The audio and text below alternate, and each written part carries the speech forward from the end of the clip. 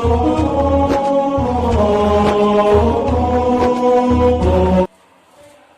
Friend, मैं हूं विपिन यादव। आप सभी को आपका अपना यूट्यूब चैनल प्रज्ञा ग्रुप पर स्वागत है। आज सुनिए, आज इस वीडियो में जीके का सेट प्रैक्टिस 2 करने जा रहे हैं, जिसमें 10 प्रश्न होंगे।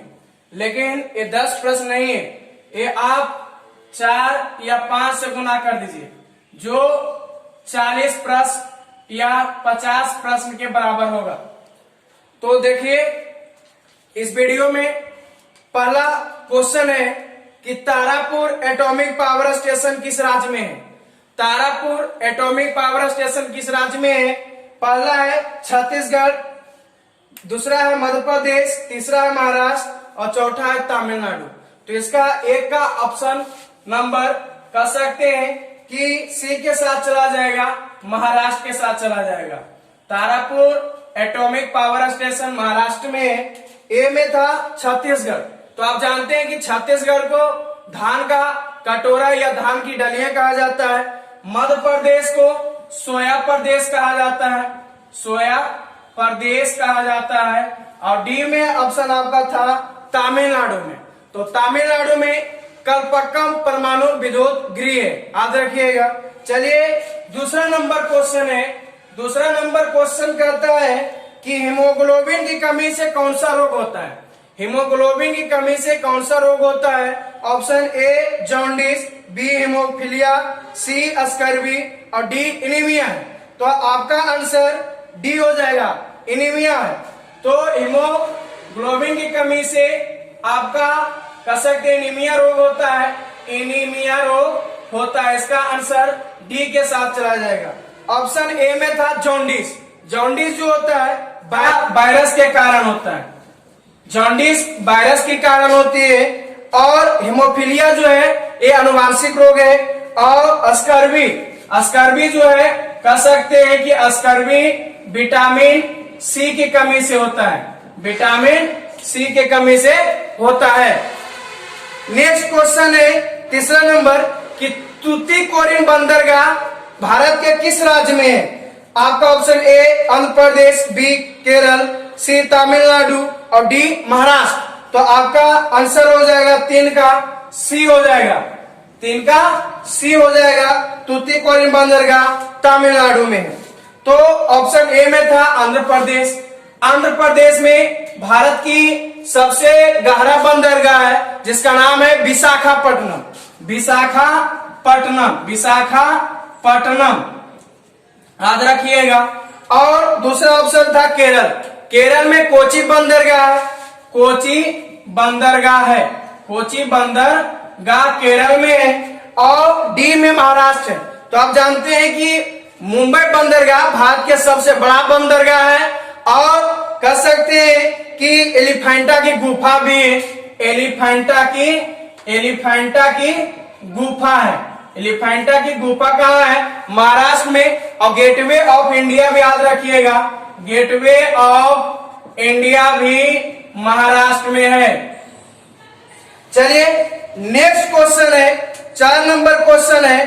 कहता है कि डूरांड कप का संबंध किस खेल से है? डूरांड कप का संबंध किस खेल से है? Option A hockey, B football, C cricket और डी टेनिस। तो आपका आंसर फुटबॉल हो जाएगा। 4 का आंसर फुटबॉल हो जाएगा कि डूरांड कप फुटबॉल से संबंधित है।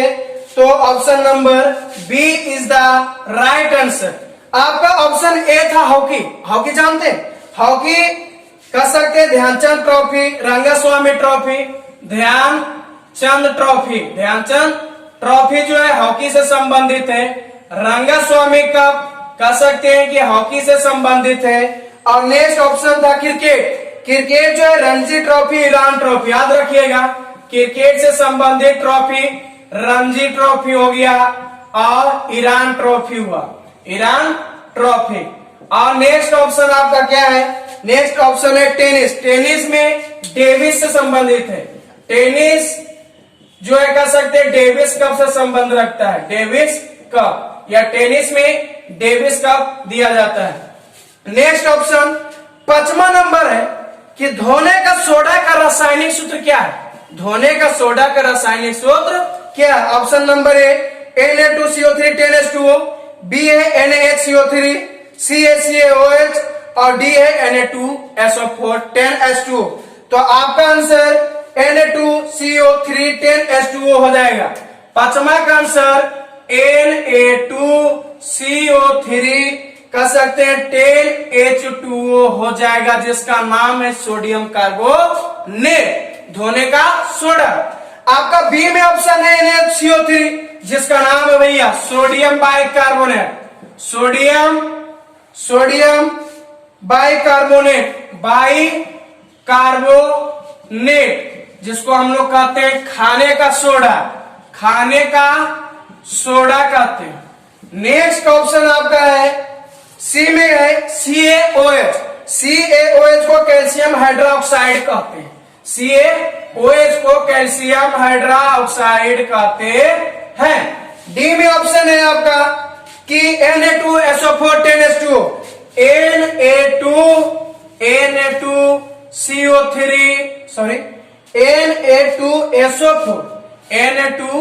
Na2SO4 into 10H2O, जिसका नाम है सोडियम सल्फेट, सोडियम याद रखिएगा, सोडियम सल्फेट। तो चारों ऑप्शन का काम तमाम।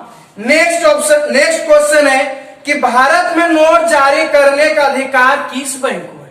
ऑप्शन है SBI, बी है PNB, सी है RBI और डी है इलाहाबाद। तो आपका ऑप्शन नंबर सी, छठा का हो जाएगा आपका सी, RBI, जिसका फुल फॉर्म है reserve bank of India.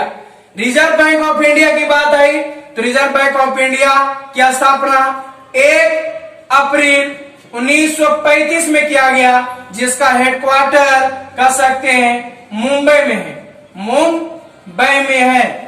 Next option है ए में SBI, state bank of India.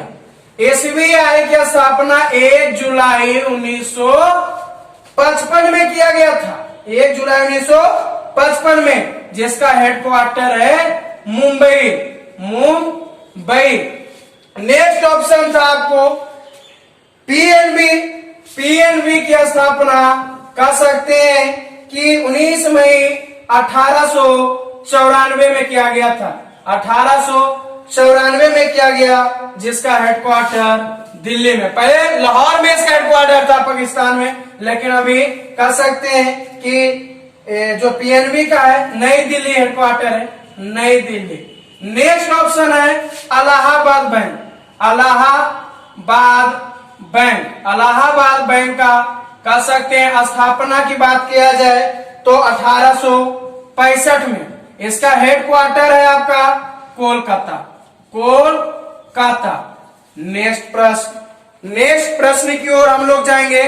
Next प्रश्न की ओर जाने से पहले हम थोड़ा बोर्ड को साफ करते हैं।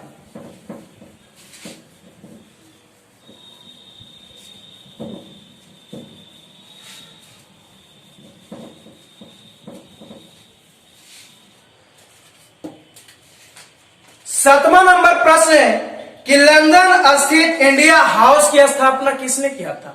आपका ऑप्शन ए है दादा भाई नौरोजी, बी है श्यामलाल कृष्ण वर्मा, सी है सुरेंद्र नाथ बनर्जी और डी है आपका लाला हरदयाल। तो आपका option number B is the right answer, Shyamlal Krishna Varma, Shyamlal Krishna Varma आपका आंसर हो जाएगा। सुनिए, ए में दादा भाई नौरोजी, जानते हैं दादा भाई नौरोजी भारत में सबसे पहले राष्ट्रीय आय का आकलन किया। दादा भाई नौरोजी को बायोब्रीथ के नाम से जाना जाता है, बायोब्रीथ के नाम से जाना जाता है।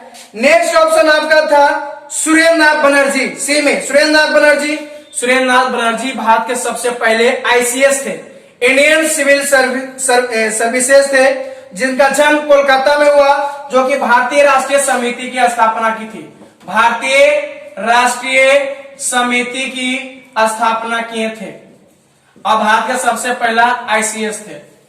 नेक्स्ट ऑप्शन आपका था लाला हरदयाल। सुनिए, लाला हरदयाल की बात आई तो सुनिए, 1923 में लाला हरदयाल ने 1923 में गदर पार्टी की स्थापना की थी। गदर पार्टी की स्थापना की थी। नेक्स्ट नंबर क्वेश्चन है 8 नंबर में, कहता आरबीआई का राष्ट्रीयकरण कब हुआ? आ गया ना। 8वां नंबर क्वेश्चन है कि आरबीआई का राष्ट्रीयकरण कब हुआ? तो याद रखिए 1 जनवरी 1949 में हुआ था। 1 जनवरी 1949 में। तो इसका option number B is the right answer. सुनिए ऑप्शन नंबर ए 1948 में महात्मा गांधी की हत्या हुई थी। 30 जनवरी 1948 में 1948 में महात्मा गांधी जी की हत्या जानते हैं कौन किए थे? नाथूराम गोडसे।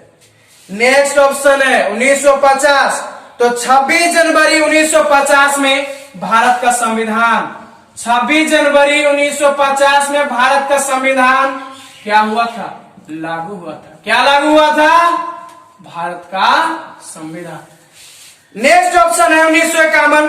1951 में भारत में प्रथम पंचवर्षीय योजना लागू किया गया था। 1 अप्रैल 1951 से 31 मार्च 1956 के बीच। 1 अप्रैल 1951 से 31 मार्च 1956 तक की भारत के प्रथम पंचवर्षीय योजना की अवधि है।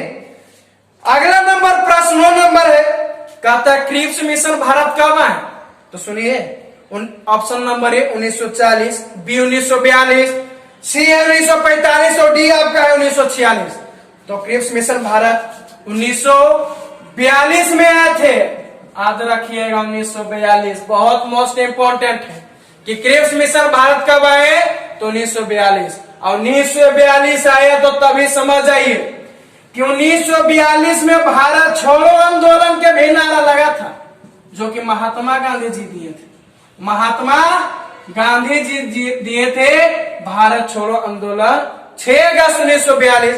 ऑप्शन नंबर ए में 1940 में कांग्रेस का, भारतीय राष्ट्रीय कांग्रेस का रामगढ़ अधिवेशन हुआ था। 1940 में रामगढ़ अधिवेशन हुआ।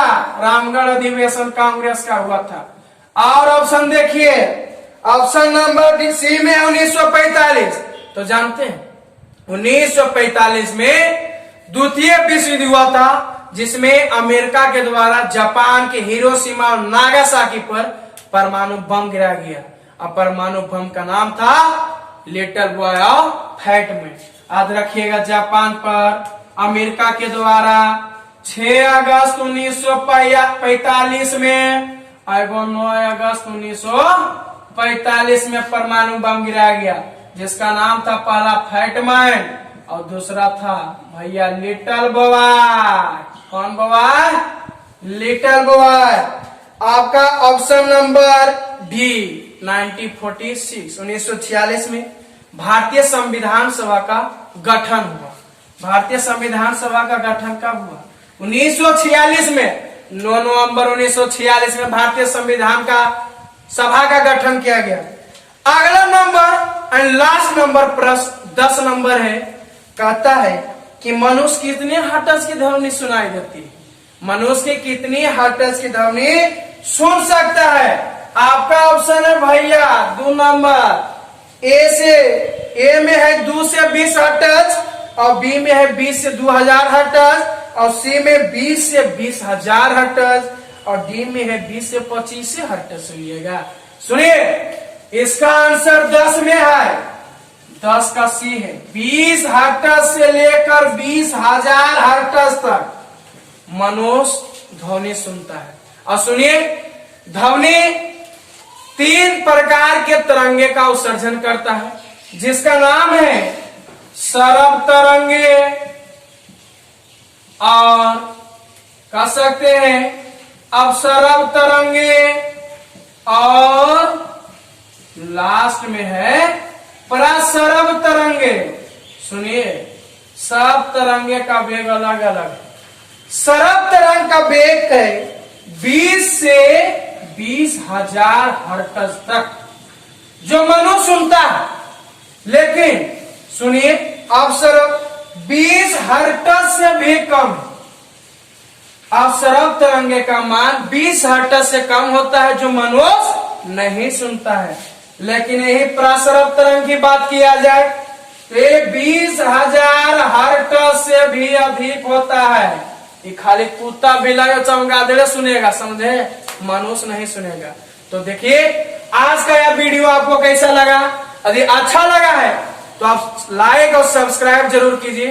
इसलिए आज के लिए थैंक यू।